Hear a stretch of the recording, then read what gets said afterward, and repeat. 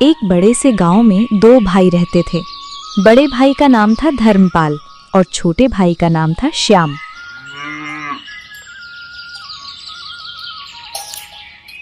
धर्मपाल के पास अपार धन दौलत थी। गांव में उसकी सबसे बड़ी हवेली थी। ऊंची दीवारें, बड़ा सा लोहे का फाटक, अंदर संगमरमर का फर्श और चारों ओर नौकर चाकर। उसकी पत्नी का नाम था कमला।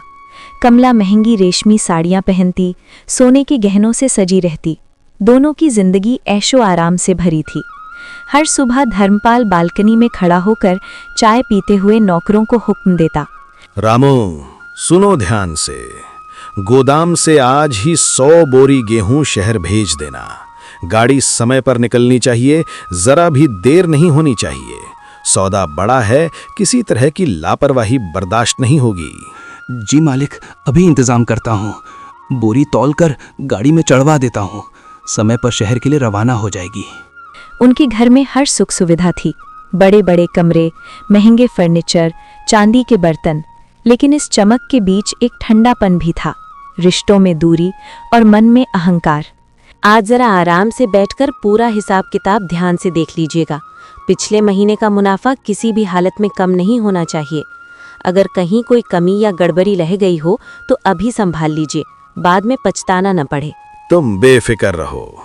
जब तक धर्मपाल इस कारोबार को संभाल रहा है, इस घर की तिजोरी कभी खाली नहीं होगी। घाटा हमारे हिस्से में नहीं आता। हम हमेशा फायदा करना जानते हैं। उसी गांव के दूसरे छोर पर मिट्टी की एक छोटी सी झोपड़ी में श्याम रहता था। उसकी पत्नी का नाम था राधा और उनके छोटे बेटे का नाम था गोपाल। श्याम बहुत गरीब था।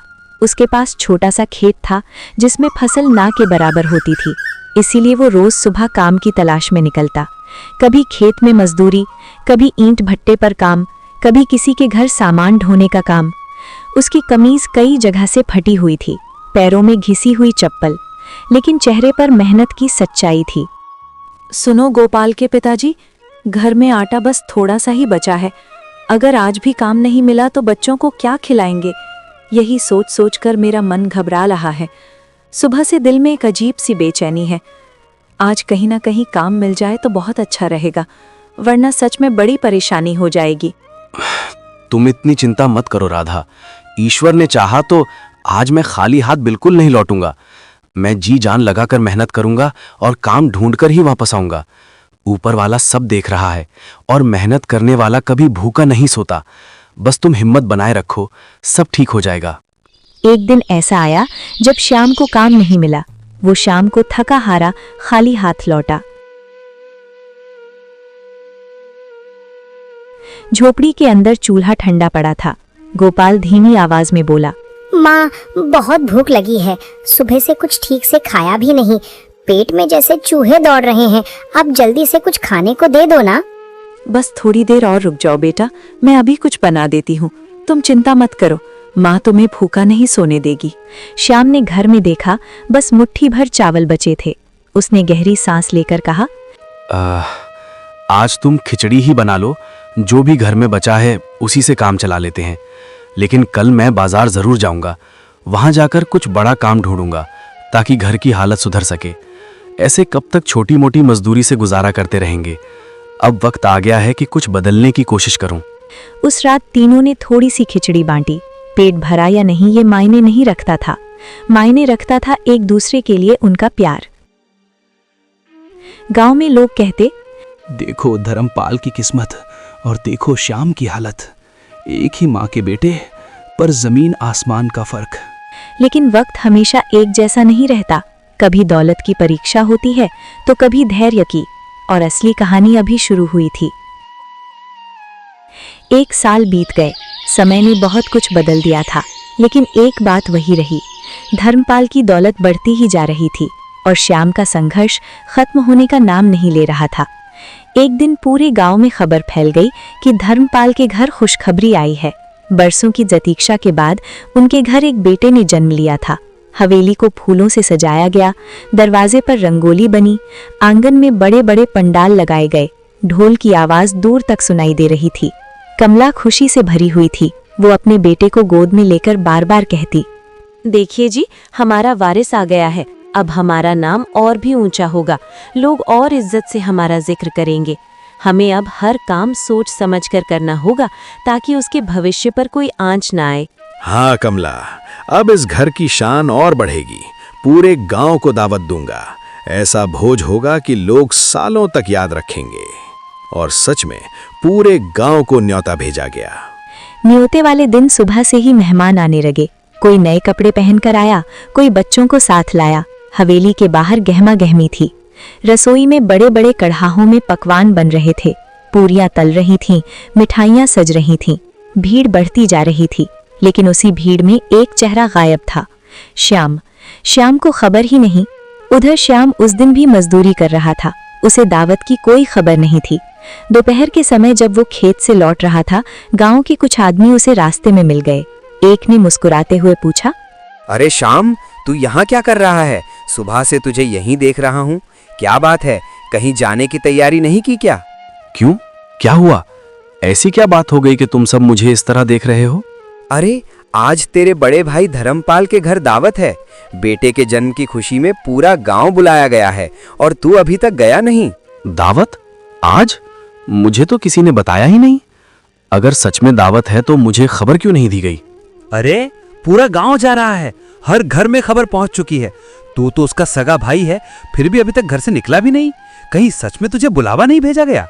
श्याम के चेहरे पर आश्चर्य और हल्की पीड़ा एक साथ उभरी। एक पल को उसके मन में सवाल उठा, क्या भाई ने मुझे जानबूझकर नहीं बुलाया? लेकिन उसने तुरंत अपने भाव छुपा लिए। वो मुस्कुराने की कोशिश करते हुए बोला, अरे मैं तो बस काम खत्म करके ही जाने वाला था। सोचा पहले आज की मजदूरी पूरी कर लूं, फिर आराम से दावत में पहुंचूं। आखिर मेहनत भी जरूरी है ना। तुम लोग चलो, मैं अभी काम निपटाकर सीधे वहीं आता हूं। ठीक है, जल्दी आ जाना। आज तो बड़े ठाच से इंतजाम हुआ है। खाना भी बहुत स्वादिष्ट बना है। देर मत करना, वरना अच्छी चीजें खत्म हो जाएंगी। वे लोग आगे बढ़ गए। श्याम वहीं कुछ पल खड़ा रह गया। उसके मन में हलचल थी। वो जल्दी जल्दी अपने घर पहुंचा। राधा ने दरवाजे पर आते ही पूछा, आज इतनी जल्दी कैसे आ गए? रोज तो सूरज ढलने के बाद ही घर लौटते हो। सब ठीक तो है ना? कहीं काम पर कुछ परेशानी तो नहीं हुई? तुम्हें पता है, आज धर्मपाल भैया के घर दावत है। उनके यहाँ बेटा हुआ है और पूरे गांव को बुलाया गया है। अभी रास्ते में सब लोग उसी की बात कर रहे थे। बड़ा जश्न हो रहा है। हमें तो कोई बुलावा नहीं आया, न कोई खबर, न कोई संदेश। अगर सच में दावत है तो हमें क्यों नहीं बताया गया? शायद भूल गए होंगे। इतनी भागदौड़ और मेहमानों की भीड़ में हो सकता है हमारा नाम छूट गया हो। ऐसा भी तो हो सकता है कि बुलावा भेजा हो और हमें मिला ना हो। भूल गए? सगे भाई को कोई भूलता है क्या? इतने बड़े मौके पर अगर हमें खबर तक नहीं दी गई तो क्या ये सिर्फ भूल है? मुझे तो लगता है वे हमें बुलाना ही नहीं चाहते। शायद उन्हें हमारी जरूरत ही नहीं समझ आती। तुम मन छोटा मत करो। नहीं राधा, ऐसा मत सोचो। आखिर वो मेरा बड़ा भाई है, खून का रिश्ता है हमारा। इतनी भागदौड़ और मेहमानों के बीच सच में नाम छूट गया हो सकता है। हर बात को दिल पे मत लो। कभी कभी हालात भी वजह बन जाते हैं। बाबा, हम भी चलेंगे ना? वहाँ ढेर सारी मिठाई मिलेगी ना? मैं भी नए कपड़े पहनकर जाऊंगा और भैया को देखूंगा। श्याम ने बेटे की चमकती आंखों को देखा। उसकी मासूम उम्मीदों में इतनी सच्चाई थी कि श्याम के दिल की कसक और गहरी हो गई, जैसे किसी ने चुपचाप अंदर चोट कर दी हो। हाँ बेटा, हम भी चलेंगे। तुम तैयार हो जाओ, हम सब साथ में दावत में जाएंगे। श्याम ने घर के कोने से अपने बेटे का छोटा सा लकड़ी का झूला उठाया। राधा ने आश्चर्य से पूछा, ये झूला क्यों ले जा रहे हो? अभी तो गोपाल इसी में सोता है। उसके बिना कैसे काम चलेगा? अचानक इसे देने की क्या जरूरत पड़ गई? भाई के घर बेटा हुआ है, हमारे पास देने को और है ही क्या? ना पैसे, ना कोई कीमती चीज। यही छोटा सा झूला है जो दिल से दे सकते हैं। बच्चे के काम आ जाएगा। कम से कम हमारी तरफ से एक स्नेह तो पहुंचेगा। लेकिन ये तो गोपाल का झूला है। उसने इसी में झूल झूल कर रातें काटी हैं। क्या सच में इसे दे देना ठीक होगा? बच्चे का झूला बच्चे के ही काम आएगा। हमारा गोपाला बड़ा हो रहा है, धीरे धीरे उसे इसकी आदत भी छोड़नी होगी। अगर ये किसी और नन्हे को सुकून दे सके तो इसमें बुरा क्या है? माँ, मैं बिना झूले के भी सो जाऊंगा। अब मैं बड़ा हो गया हूँ ना, मुझे इसकी जरूरत नहीं। आप ये चाचा के बच्चे मेरे छोटे भाई को दे दो। उसे अच्छा लगेगा तो मुझे भी खुशी होगी। श्याम ने साधारण कपड़े पहने, झूला सिर पर रखा। गोपाल उसके साथ चल पड़ा। रास्ते में ढूल की आवाज तेज हो रही थी। हवेली रोशनी से जगमगा रही थी। ऊंचे दरवाजे पर रंग बिरंगी झालरें लटक रही थीं। अंदर बड़े बड़े शहरों से आए अमीर मेहमान खड़े थे। किसी ने रेशमी शेरवानी पहन रखी थी, कोई सोने की घड़ी दिखा रहा था। हंसी मजाक, ऊंची आवाजें, चांदी के बर्तनों की खनक, हर तरफ शान ही शान थी। जैसे ही श्याम ने अंदर कदम रखा, उसका दिल तेजी से धड़कने लगा। उसके कंधे पर लकड़ी का छोटा सा झूला था, बदन पर साधारण जगह जगह से रफू की हुई कमीज, पैरों में घिसी चप्पल। उसके साथ गोपाल था, जो चारों तरफ आश्चर्य से देख रहा था। बाबा, यहाँ तो बहुत बड़े बड़े लोग आए हैं। सब कितने अच्छे कपड़े पहने हैं और कितनी चमक दमक है चारों तरफ। क्या हम भी अंदर जा सकते हैं? हाँ बेटा, तेरे चाचा बड़े आदमी हैं, उनके जान पहचान वाले भी बड़े लोग ही होंगे। लेकिन याद रखो, बड़ा इंसान कपड़ों या दौलत से नहीं, दिल से होता है। हम भी सिर उठाकर अंदर जाएंगे। लेकिन भीड़ के बीच खड़े होकर श्याम को लगा जैसे वो बहुत छोटा हो गया हो। आसपास खड़े लोग उसे ऊपर से नीचे तक देख रहे थे। कुछ की भौहें सिकुड़ गईं। वो एक कोने में खड़ा हो गया। मन में अजीब सी शर्म और घबराहट भर गई। क्या मुझे सच में आना चाहिए था? शायद राधा सही कह रही थी। तभी एक भारी आवाज उसके पास आई। ए भाई साहब, आप कौन हैं? पहले कभी देखा नहीं आपको यहाँ, जरा साफ साफ बताइए। श्याम ने देखा सामने एक अमीर सा दिखने वाला आदमी खड़ा था। चमकदार कपड़े, हाथ में सोने की अंगूठियां। वो आदमी फिर बोला, इतनी बड़ी दावत में सिर्फ खास मेहमान बुलाए गए हैं, आपको पहले कभी यहाँ नहीं देखा। किस तरफ से आए हैं आप? किसने बुलाया है? श्याम का गला सूख गया। हाथों की पकड़ झूले पर और कस गई। जी, मैं वो दरअसल साफ साफ बोलिए, यूं हकलाने से बात समझ नहीं आती। आप हैं कौन और किस लिए आए हैं यहाँ? मैं धर्मपाल का छोटा भाई हूँ। सोचा था खुशी के मौके पर मिल लूं, आशीर्वाद दे दूं। भाई? सच में? लेकिन कभी नाम नहीं सुना आपका और ना ही पहले देखा है आपको यहाँ। उसकी आवाज इतनी ऊंची थी कि आसपास खड़े लोग भी सुनने लगे। इतने में धर्मपाल वहां आ पहुंचा। रेशमी कपड़े पहने, सीना ताने, चेहरे पर घमंड की चमक। उस आदमी ने धर्मपाल की ओर इशारा करते हुए कहा, धर्मपाल जी, ये कह रहे हैं कि ये आपके भाई हैं। कुछ पल के लिए सन्नाटा छा गया।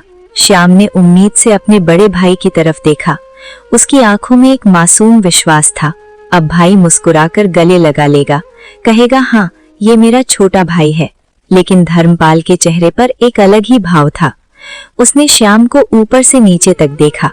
फटी कमीज, कंधे पर लकड़ी का झूला, पास खड़ा साधारण कपड़ों में बच्चा। धर्मपाल की चेहरे पर कठोरता आ गई। ये मेरा भाई? नहीं साहब, आप गलत समझ रहे हैं। ये मेरा भाई नहीं है। श्याम की कानों में जैसे शब्द हथौड़े की तरह गूंज उठे। मेरा भाई नहीं है। एक पल को उसे लगा जैसे आसपास की सारी आवाजें थम गई हों और बस यही वाक्य बार बार उसके भीतर टूट कर गिर रहा हो। ये तो हमारे यहाँ काम करने वाला मजदूर है। कभी कभी गोदाम में काम कर जाता है, बस इतना ही संबंध है। शायद दावत देखकर चला आया होगा, इसलिए आप लोग भ्रम में पड़ गए। भीड़ में हल्की हंसी गूंज उठी। श्याम का चेहरा पीला पड़ गया। वो कांपती आवाज में बोला, भैया, मैं श्याम हूँ, आपका छोटा भाई। बचपन में हम साथ ही तो बड़े हुए हैं। मैं बस खुशी में शामिल होने आया था। सोचा था आपके बेटे को आशीर्वाद दे दूं। क्या आप सच में मुझे पहचान नहीं रहे? देखो, यहाँ बड़ी इज्जतदार सभा लगी है। शहर के नामी लोग बैठे हैं। कोई तमाशा खड़ा मत करो। अगर काम करना है तो कल गोदाम आ जाना, वहां बात कर लेंगे। लेकिन आज मेहमानों के बीच इस तरह की बातें मत करो। इससे मेरी प्रतिष्ठा पर असर पड़ता है। ओह अच्छा, हमने तो समझा कोई करीबी रिश्तेदार होंगे, इसलिए पूछ लिया। गलती हो गई हमसे। हमारे रिश्तेदार भी हमारी तरह ही इज्जतदार और हैसियत वाले हैं। बिना बुलावे कोई भी यूं अंदर नहीं आ सकता। ये शब्द तीर की तरह श्याम के दिल में लगे। बाबा, चाचा हमें पहचान क्यों नहीं रहे? श्याम के होंठ सूख गए। वो कुछ बोल न पाया। उसने झूले को धीरे से जमीन पर रखा। मैं तो बस बच्चे के लिए ये झूला लाया था, सोचा काम आ जाएगा। मेरा बेटा इस साधारण लकड़ी के झूले में झूलेगा क्या? उसके लिए तो खास मखमल का झूला तैयार हो रहा है, समझे आप? हमें किसी चीज की कोई कमी नहीं है, ये सब अपने पास ही रखो, यहाँ इसकी जरूरत नहीं पड़ेगी। श्याम ने सिर झुका लिया, उसकी आंखों में आंसू आ गए। ठीक है मालिक। उसने भैया नहीं कहा, बस मालिक कहा।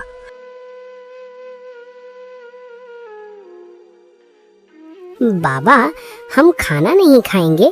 सब लोग पंक्ति में बैठकर खा रहे हैं, मिठाइयों की खुशबू भी आ रही है। क्या हम थोड़ी देर रुक नहीं सकते? नहीं बेटा, हमें घर चलना है, यहाँ हमारा रुकना ठीक नहीं है। चलो, माँ इंतजार कर रही होगी। वो मुड़ा और गोपाल का हाथ पकड़ लिया। गोपाल ने मासूमियत से पीछे मुड़कर हवेली की रोशनी देखी। हवेली के अंदर ढोल फिर बजने लगे, हंसी फिर गूंज उठी। लेकिन बाहर एक भाई का दिल टूट चुका था। कुछ कदम चलने के बाद गोपाल ने धीरे से पूछा, बाबा, चाचा ने आपको मजदूर क्यों कहा? श्याम का गला भर आया। उसने जवाब देने की कोशिश की, पर शब्द साथ नहीं दे रहे थे। थोड़ी देर बाद उसने खुद को संभालते हुए कहा, बेटा, कभी कभी बड़े लोग अपनी इज्जत बचाने के लिए छोटी बातों को भूल जाते हैं। पर आप तो उनके भाई हो ना? हाँ बेटा, मैं उनका भाई हूँ, पर शायद वो अब मेरे नहीं रहे। उसकी आवाज टूट गई। वो रास्ते के किनारे बैठ गया, चेहरे को दोनों हाथों में छुपा लिया। वर्षों का दबा हुआ दर्द आंसुओं में बह निकला। बाबा, रो मत, मैं बड़ा होकर बहुत अमीर बनूंगा, फिर कोई आपको मजदूर नहीं कहेगा।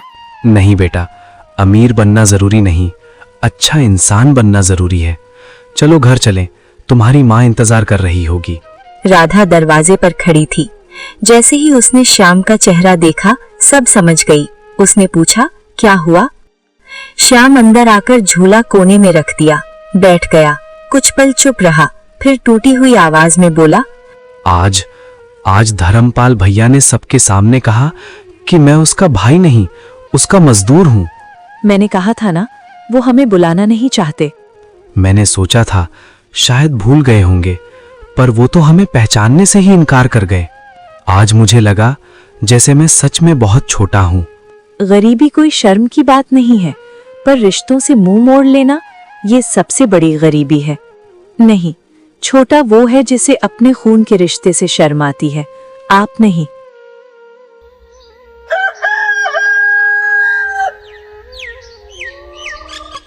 अगली सुबह धर्मपाल की हवेली में अब भी पिछली रात के बर्तन पड़े हुए थे। बड़े बड़े भगोनों में खाना बचा हुआ था। नौकर सफाई में लगे थे। तभी दरवाजे पर एक बूढ़ी औरत आई, झुकी हुई कमर, चेहरे पर भूख की लकीरें। वो कांपती आवाज में बोली, बेटा, थोड़ा खाना मिल जाता तो ईश्वर तुम्हारा भला करता। 2 दिन से कुछ नहीं खाया। नौकर अंदर गए और धर्मपाल को खबर दी। धर्मपाल बाहर आया, माथे पर शिकन। क्या है? क्यों शोर मचा रखा है दरवाजे पर? यहाँ कोई सराय खुली हुई है क्या कि हर कोई आकर आवाज लगाए? साफ साफ बताओ, क्या चाहिए? बेटा, बस थोड़ा सा बचा कुचा खाना दे दो। सुबह से कुछ नहीं खाया, बहुत भूखी हूँ। जो भी बचा हो वही दे दो, दुआ दूंगी तुम्हें। इतने में कमला भी बाहर आई। उसने धीमे स्वर में कहा, सुनिए, घर में तो बहुत सारा खाना बचा हुआ है। इतने मेहमानों के जाने के बाद भी काफी कुछ बाकी है। फेंक देने से तो अच्छा है किसी जरूरतमंद को दे दीजिए। किसी के काम आ जाएगा तो दुआ ही मिलेगी और बरकत भी बनी रहेगी। तुम बीच में मत बोलो, हर बात में टोकना जरूरी है क्या? ये कोई भंडारा लगा है क्या यहाँ? जो भी आता है हाथ फैलाकर खड़ा हो जाता है। बेटा, मैं भीख नहीं मांग रही, बस भूख लगी है। इंसानियत के नाते थोड़ा सा अन्न मांग रही हूँ, ताकि पेट की आग शांत हो जाए। चलो यहाँ से, अभी के अभी हट जाओ मेरी नजरों से, वरना नौकरों से कहकर भगा दूंगा। फिर मत कहना कि चेतावनी नहीं दी। बूढ़ी औरत की आंखों में आंसू आ गए। वो जाते जाते बोली, बेटा, घमंड मत कर, वक्त बदलते देर नहीं लगती। आज जो तेरे पास है वो कल किसी और के पास भी हो सकता है। इंसान की असली पहचान उसके धन से नहीं, उसके व्यवहार से होती है। इसलिए ऊंचा उड़, पर इतना भी मत उड़ कि जमीन और लोग ही दिखाई देना बंद हो जाए। धर्मपाल के घर से अपमानित होकर वही बूढ़ी औरत गांव के दूसरे छोर की ओर चली गई। धूप तेज थी, कदम लड़खड़ा रहे थे, लेकिन उसके चेहरे पर एक अजीब सी शांति थी। कुछ देर बाद वो श्याम की झोपड़ी के सामने पहुंची। उसने धीमी आवाज में पुकारा, कोई है बेटा? जरा दरवाजा तो खोल दो। मैं कब से यहाँ खड़ी हूँ, शायद मेरी आवाज अंदर तक नहीं पहुँच रही। बस एक पल के लिए सुन लो। राधा बाहर आई। उसने बूढ़ी औरत को देखा, थकी हुई, पसीने से भीगी, आंखों में विनती, मां जी, अंदर आइए, बैठिए। श्याम भी बाहर आ गया। बूढ़ी ने कांपते हाथ जोड़ दिए। बेटा, थोड़ा सा खाना मिल जाता तो। सुबह से कुछ भी नहीं खाया। पेट की आग अब सहन नहीं हो रही। मैं ज्यादा नहीं मांग रही, बस 2 निवाले मिल जाए तो दुआएं देती चली जाऊंगी। माँ जी, ये भी कोई पूछने की बात है? आप बैठिए। राधा, जल्दी से जो भी बना है ले आओ। राधा अंदर गई। घर में ज्यादा कुछ नहीं था, थोड़ी सी रोटी और दाल। राधा ने प्लेट में सब परोसकर बूढ़ी के सामने रख दिया। बेटा, तुम्हारे पास तो खुद कम है, फिर भी मुझे दे रहे हो। भूख अमीर गरीब नहीं देखती माँ जी। आज आप खा लेंगी तो शायद कल हमारा भी कोई ख्याल रख लेगा। बूढ़ी की आंखें भर आईं। बूढ़ी ने पेट भर कर खाना खाया। उसके चेहरे पर संतोष झलक रहा था। जाते जाते बूढ़ी ने अपनी फटी साड़ी के पल्लू से एक छोटी सी पोटली निकाली। उसने श्याम के पास में रख दी। बेटा, इसमें कुछ बीज है, इन्हें अपनी फसल में बो देना। याद रखना, मेहनत और सच्चे दिल से बोओगे तो पैदावार बहुत होगी। माँ जी, इसकी क्या जरूरत है? आपने आशीर्वाद दे दिया, वही काफी है। ये आशीर्वाद ही है, संभाल कर रखना। और वो धीरे धीरे आगे बढ़ गई। श्याम कुछ देर तक उसे जाता हुआ देखता रहा।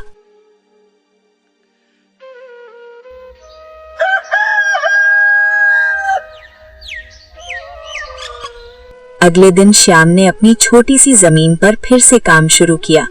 वो खेत में उतरा, मिट्टी को जोता, पसीना बहाया। उसने पूरे मन से वे बीज खेत में बो दिए। दिन बीतते गए। कुछ ही हफ्तों में खेत में हरे भरे पौधे उगाए, पहले से ज्यादा मजबूत, ज्यादा घने। श्याम हैरान था। समय आया कटाई का, और जब फसल कटी तो जैसे चमत्कार हो गया। इतनी पैदावार पहले कभी नहीं हुई थी। अनाज के ढेर लग गए, बोरों पर बोरे भर गए। श्याम की आंखें नम थीं। धीरे धीरे श्याम ने अनाज बेचना शुरू किया। पैसे आने लगे। उसने और जमीन किराए पर ली और मेहनत की। कुछ ही महीनों में उसकी हालत सुधरने लगी। झोपड़ी की जगह पक्की दीवारें खड़ी होने लगी। घर में पहली बार नए बर्तन आए। गोपाल के लिए नए कपड़े खरीदे गए। देखा, ईश्वर देर से देता है पर देता जरूर है। जब इंसान सच्चे मन से मेहनत करता है और हालात चाहे कितने भी कठिन क्यों ना हो, उम्मीद का दामन नहीं छोड़ता, तो ऊपर वाला उसकी सुन ही लेता है। आज जो सूना आंगन था, वही एक दिन खुशियों से भर जाता है। बस भरोसा और धैर्य बनाए रखना पड़ता है, क्योंकि उसकी दी हुई नेमत हमेशा सही समय पर आती है। राधा, देखो तो इस बार फसल कितनी अच्छी लग रही है। ये मेहनत और दया का फल है। इसी बीच धर्मपाल का घमंड और बढ़ता जा रहा था। उसने मजदूरों पर सख्ती बढ़ा दी। मजदूर थक जाते, पसीने से तरबतर हो जाते, पर मजदूरी समय पर नहीं मिलती। धीरे धीरे हवेली में अशांति फैलने लगी। कमला परेशान रहने लगी। घर में झगड़े बढ़ने लगे। बच्चा बीमार रहने लगा। व्यापार में अचानक घाटा होने लगा। एक बड़ी खेप खराब हो गई। गोदाम में अनाज सड़ गया। धर्मपाल रात रात भर जागने लगा। धर्मपाल का व्यवहार दिन ब दिन कठोर होता जा रहा था। मजदूर सुबह से शाम तक काम करते, लेकिन मजदूरी समय पर नहीं मिलती। ऊपर से डांट फटकार अलग। एक दिन गोदाम में सब मजदूर इकट्ठा खड़े थे। उनके चेहरों पर थकान भी थी और रोष भी। एक बुजुर्ग मजदूर आगे बढ़ा और बोला, मालिक, आज हमें आपसे एक जरूरी बात करनी है। कई दिनों से हम सब ये बात मन में दबाए बैठे थे। सोचते रहे कि शायद हालात अपने आप ठीक हो जाएंगे, लेकिन अब चुप रहना हमारे लिए मुश्किल हो गया है। इसलिए आज साफ साफ कहना पड़ रहा है। क्या बात है और काम क्यों रुका हुआ है? यहाँ खड़े होकर फुसफुसाने से कुछ नहीं होगा। साफ साफ बोलो। मालिक, 3 महीने से पूरी मजदूरी नहीं मिली। घर में बच्चे भूखे हैं और अब कोई उधार भी नहीं दे रहा। हम रोज मेहनत पूरी करते हैं लेकिन हमारे हक का पैसा हमें नहीं मिल रहा। ऐसे में घर चलाना बहुत मुश्किल हो गया है। जब व्यापार ठीक होगा तब सब मिल जाएगा। अभी बाजार की हालत अच्छी नहीं है। पहले काम पर ध्यान दो, हिसाब बाद में कर लेंगे। मालिक, पेट व्यापार के ठीक होने का इंतजार नहीं करता। बच्चों की भूख रोज लगती है, महीने में एक बार नहीं। हम आपकी परेशानी समझते हैं लेकिन हमारी मजबूरी भी समझिए। मेहनत हम रोज करते हैं तो मजदूरी भी समय पर मिलनी चाहिए। जुबान लड़ाते हो मुझसे? याद रखो, काम चाहिए तो तरीके से बात करो, वरना दरवाजा खुला है। हम जबान नहीं लड़ाते मालिक, बस अपना हक मांगते हैं। हम सब ने मेहनत ईमानदारी से की है, इसलिए आज से हम काम नहीं करेंगे। जब तक हमारी पूरी मजदूरी नहीं मिलती तब तक कोई भी मजदूर काम पर वापस नहीं आएगा। हाँ, अब बस बहुत हो गया। अब और सहना हमारे बस की बात नहीं है। अगर गए तो वापस मत आना। इस घर की दहलीज तुम्हारे लिए हमेशा के लिए बंद हो जाएगी। फिर कभी इस आंगन में कदम रखने की कोशिश भी मत करना, क्योंकि उस दिन से तुम्हारा और मेरा रिश्ता यहीं खत्म हो जाएगा। मालिक, मजदूर बदल सकते हैं लेकिन कर्म का हिसाब नहीं बदलता। जो मेहनत हमसे ली गई है उसका हिसाब एक न एक दिन जरूर देना पड़ता है। और उस दिन सब मजदूर काम छोड़कर चले गए। गोदाम सूना हो गया। अब धर्मपाल के पास काम करवाने वाला कोई नहीं था। गोदाम में अनाज पड़ा था पर उसे संभालने वाला कोई नहीं। वो बेचैन होकर टहलने लगा। कमला ने चिंतित होकर पूछा, अब क्या होगा? सारे मजदूर एक एक करके चले गए। काम अधूरा पड़ा है और समय भी हाथ से निकलता जा रहा है। अगर जल्दी कुछ इंतजाम नहीं किया तो मुश्किल खड़ी हो जाएगी। किसी को तो काम पर लाना ही होगा। इतने बड़े खेत और गोदाम को मैं अकेला कैसे संभालूंगा? अगर समय पर काम पूरा नहीं हुआ तो नुकसान मेरा ही होगा और बदनामी भी। अचानक उसके मन में एक ख्याल आया। श्याम, वो तो मजदूरी करता ही है। दिन रात मेहनत करने की उसे आदत है। उसे बुला लूंगा। आखिर भाई है, मेरे कहने पर मना तो नहीं करेगा। चाहे हालात जैसे भी हों, खून का रिश्ता इतनी आसानी से टूटता नहीं। जिसे तुमने सबके सामने अपना भाई मानने से साफ इनकार कर दिया था, आज वही सवाल बनकर तुम्हारे सामने खड़ा है। अब क्या जवाब दोगे खुद को और दुनिया को? धर्मपाल चुप हो गया। धर्मपाल गांव के उस छोर पर पहुंचा जहां कभी श्याम की झोपड़ी थी, लेकिन वहां उसे वही टूटी फूटी झोपड़ी नहीं दिखी।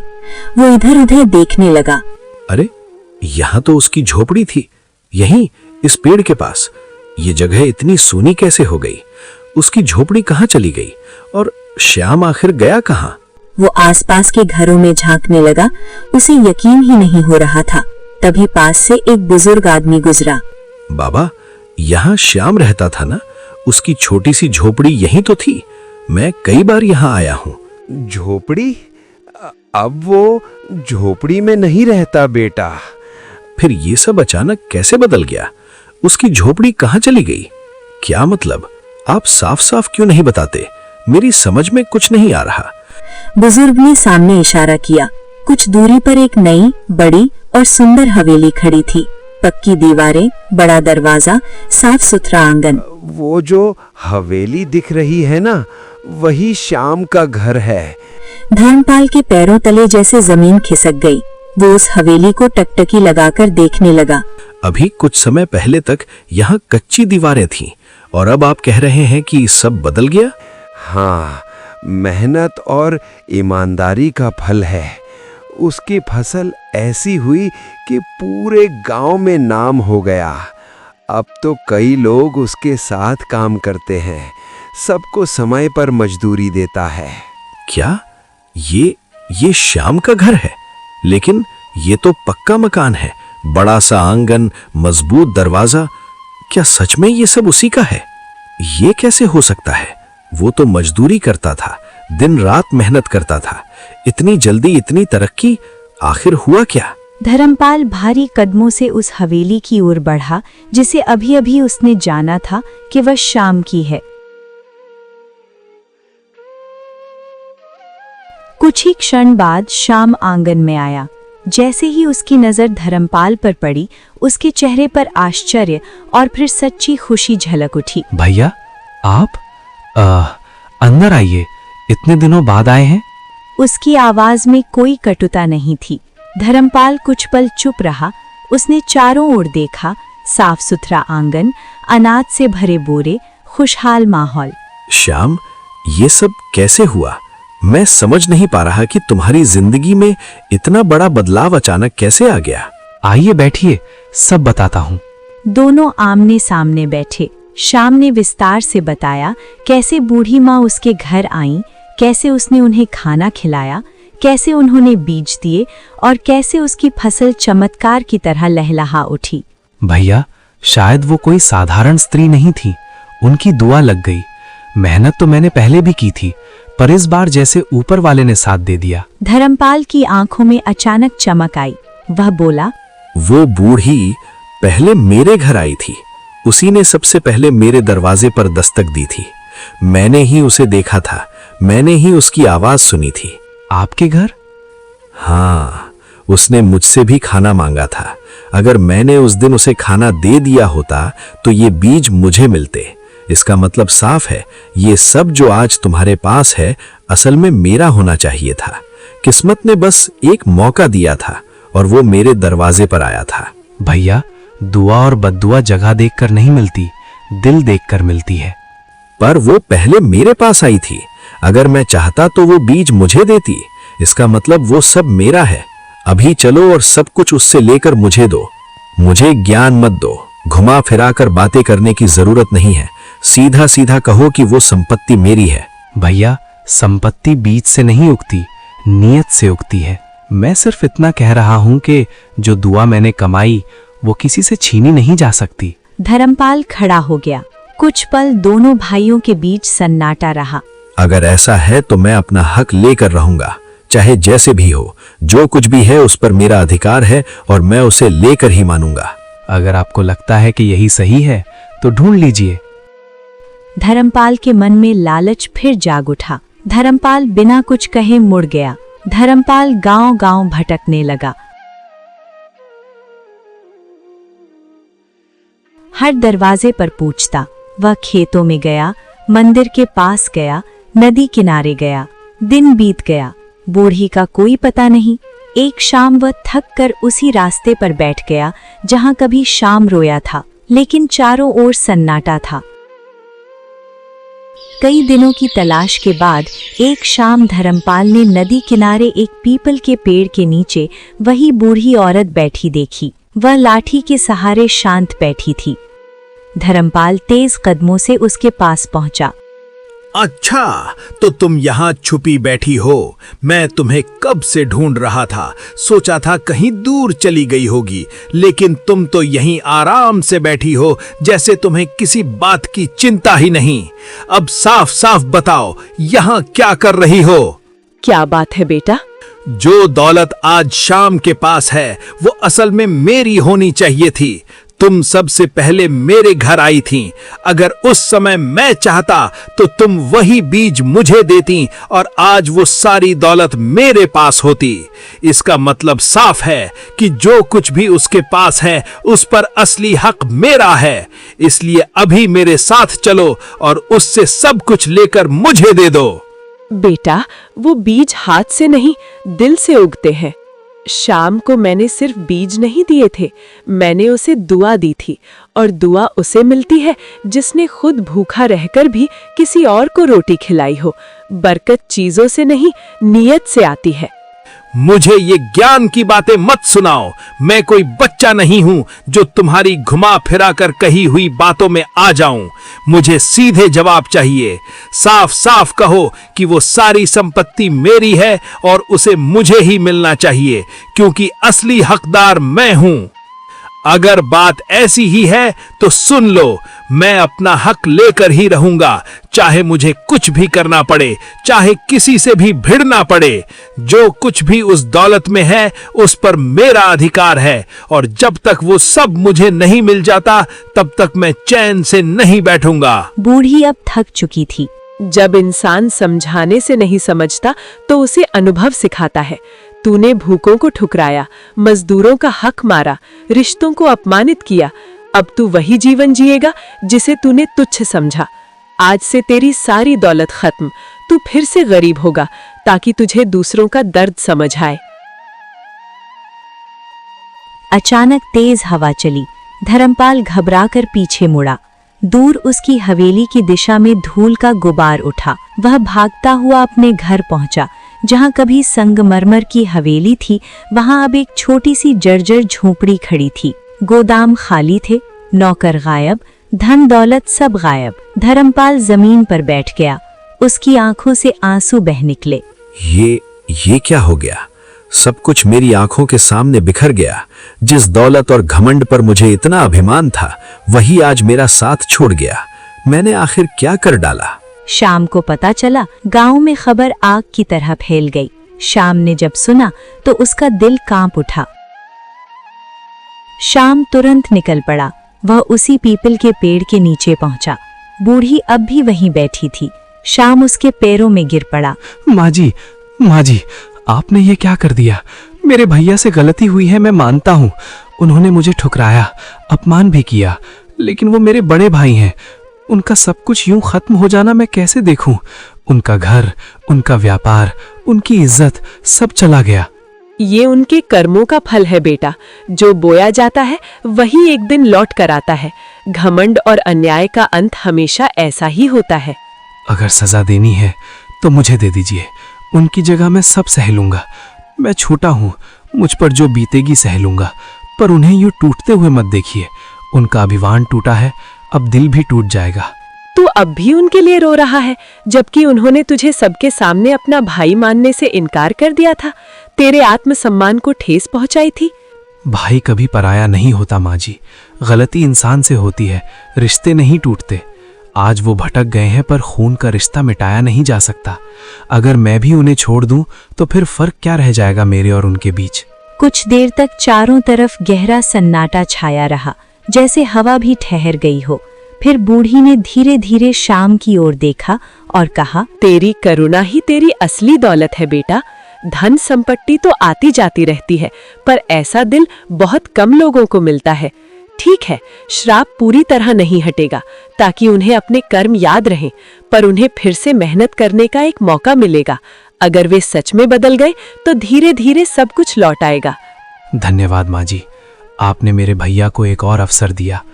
यही मेरे लिए सबसे बड़ी कृपा है। जब उसने सिर उठाया, बूढ़ी वहां नहीं थी, जैसे वह हवा में विलीन हो गई हो। शाम अपने भाई की झोपड़ी पहुंचा। धर्मपाल जमीन पर बैठा था, चेहरा सूजा हुआ, आंखें लाल। श्याम, मैंने तेरे साथ बहुत बड़ा अन्याय किया। मैंने तुझे सबके सामने अपमानित किया, तुझे गरीब कहा, मजदूर कहा, तेरी मेहनत का मजाक उड़ाया। उस वक्त मुझे अपने धन और ताकत का इतना घमंड था कि मुझे तेरे दिल की तकलीफ दिखाई ही नहीं दी। और आज देख, वही मैं जो खुद को सबसे बड़ा समझता था, आज खाली हाथ खड़ा हूं। मेरी आंखें अब खुली हैं श्याम। मेरी गलती बहुत बड़ी थी। अगर तेरे दिल में मेरे लिए थोड़ी भी जगह बची हो तो मुझे माफ कर दे भाई। भैया, मैं तो उसी दिन आपको माफ कर चुका था। मैंने अपने घमंड और लालच में आकर सब कुछ खो दिया श्याम। दौलत के पीछे भागते भागते मैंने रिश्तों की कीमत ही भूल गया। मुझे लगता था कि पैसे से ही इंसान की इज्जत होती है, लेकिन आज समझ में आया कि असली दौलत तो इंसानियत और अपने लोग होते हैं। काश मैं पहले समझ जाता। आज मेरे पास पछताने के अलावा कुछ भी नहीं बचा। नहीं भैया, अभी आपने सब नहीं खोया, आपके पास मैं हूँ। आंसू बह निकले। धीरे धीरे धर्मपाल ने मेहनत शुरू की। इस बार मजदूरों का सम्मान किया, समय पर मजदूरी दी, विनम्रता सीखी। समय बीतता गया, दोनों भाई साथ रहने लगे। अब न हवेली का घमंड था, न झोपड़ी की शर्म, सिर्फ अपनापन था। दौलत इंसान को बड़ा नहीं बनाती, दयालुता, ईमानदारी और विनम्रता ही असली अमीरी है। जो दूसरों का अपमान करता है, वक्त उसका अभिमान तोड़ देता है, और जो क्षमा करता है वही सच में सबसे धनी होता है। जिस दिन धर्मपाल ने दौलत नहीं, अपने भाई का हाथ थामा, उसी दिन वह सच में अमीर बन गया। घर हवेली से नहीं, दिल से बनता है, और जिस दिल में क्षमा हो वहां कभी गरीबी नहीं रहती। आपकी नजर में असली अमीर कौन था, श्याम या धर्मपाल? अपनी राय नीचे कमेंट में लिखें।